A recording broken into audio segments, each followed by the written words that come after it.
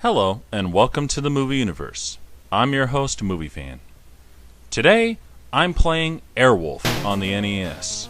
Now, you start the game, you get this basic opener here.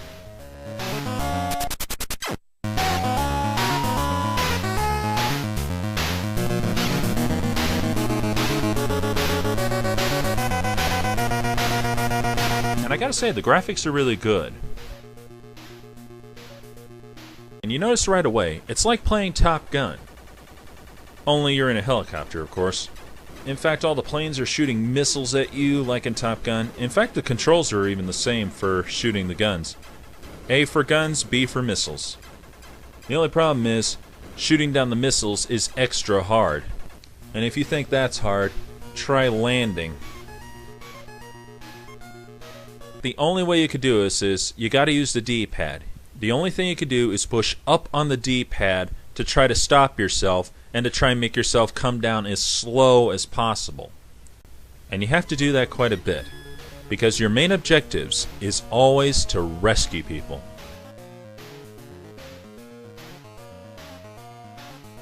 I know you want to take your time doing something like this, but don't, because if you take your time, this will happen to you. You just got shot down. That sucks. So basically, you have to pull forward and pull up really fast, and then just keep hitting up and up and up and up until you finally land right. I know, it's kind of tedious, isn't it?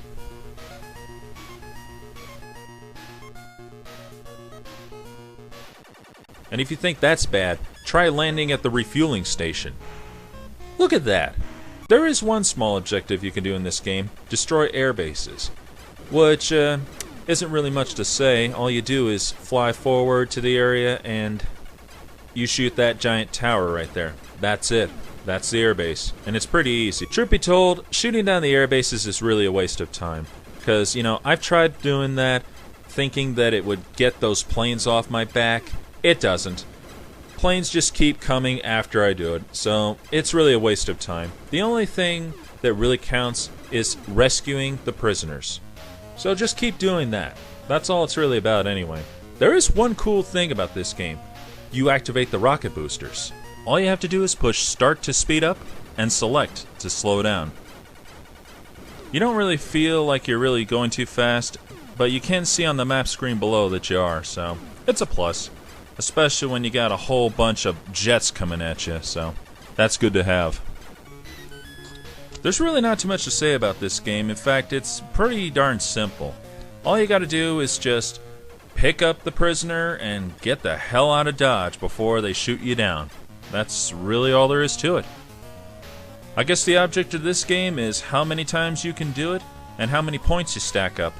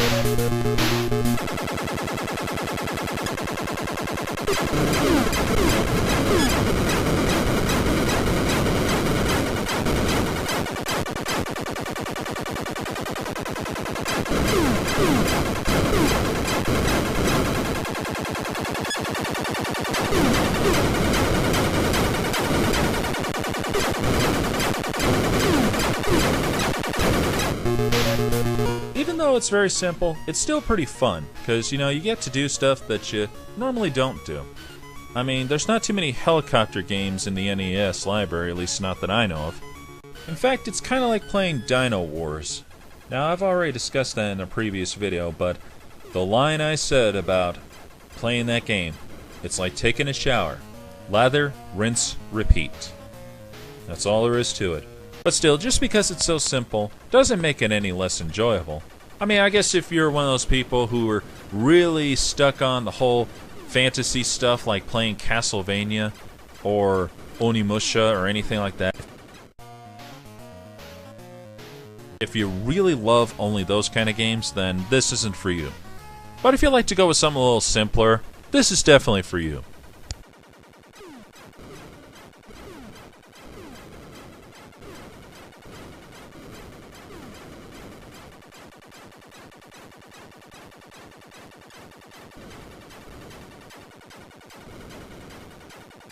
And besides, after you get used to the landing sequence, you can master it pretty well.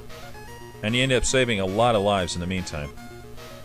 Which is more than I can say for Top Gun, where, well, you know the famous landing sequence.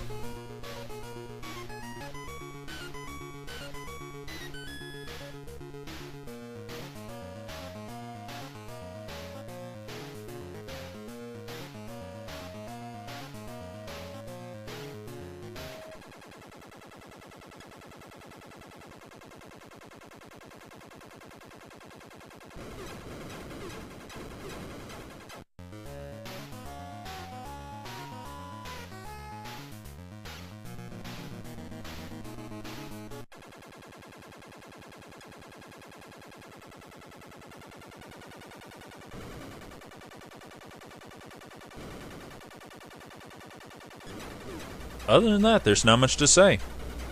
This is Movie Fan, signing off.